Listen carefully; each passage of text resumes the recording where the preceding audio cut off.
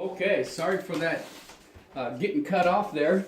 I got cut off there. I don't know if I'm overloading my SIM card or what, but I'm not a video. I don't have time to get fancy editing software, so you have to deal with me. But we'll continue on the journal just a little bit, okay?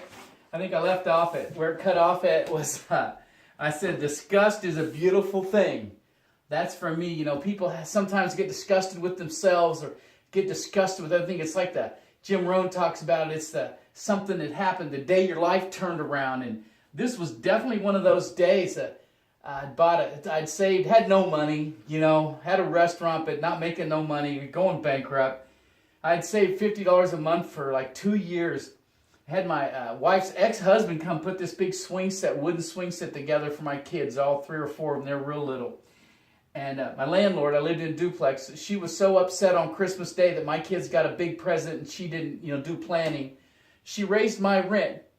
I heard her screaming and bawling in the morning, Hispanic, one of those big drama queen things, throwing a big fit in the morning on Christmas Day. And then when I left that afternoon, she gave me a letter raising my rent. If I could afford a swing set, then I could afford to pay $225 or $200 more a month in rent. Raises my rent on Christmas Day. Well, what a bitch, huh?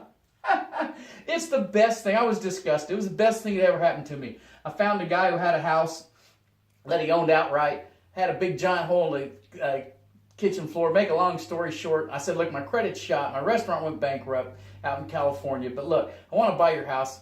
I've got a job. I just got a job. I've been 2 weeks. I make $1,000 a week.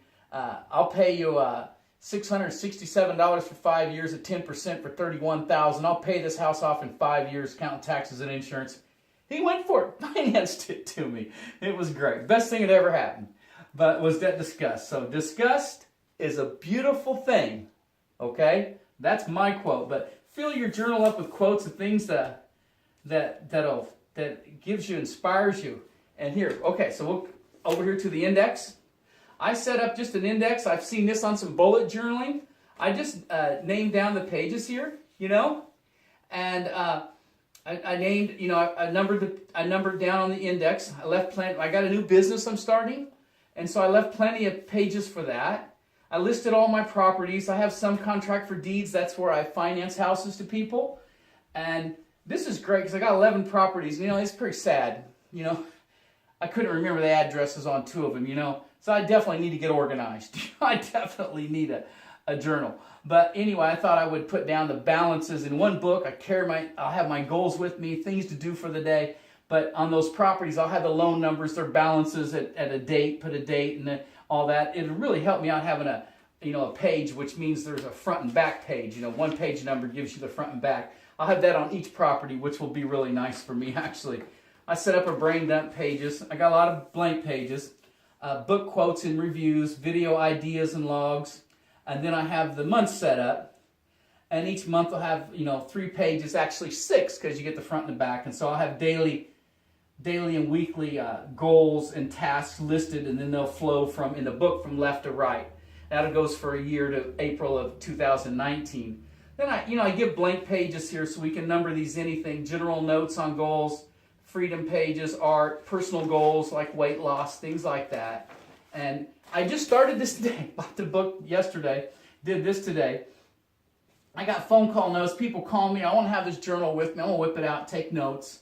And then new people's phone numbers I'm going to put in here. I think it's good to write their phone numbers down. You lose your phone. You don't have your contacts. You don't have them backed up or something. Things happen sometimes. But sometimes when people want to give me their phone number, I thought it'd look more professional, actually, if I wrote it down in a journal I had with me. Instead of taking my phone out and calling them calling me, all that crap. Different business ideas. Just set up however you want. But I just went through and numbered all the pages, right? There's my new business ones, because that's what started on my new business goals. The most important, 6 most important things first, right? And then I did go to the back. Let me open the back up. This is set up like Clark Kegley's, That guy's really, really good.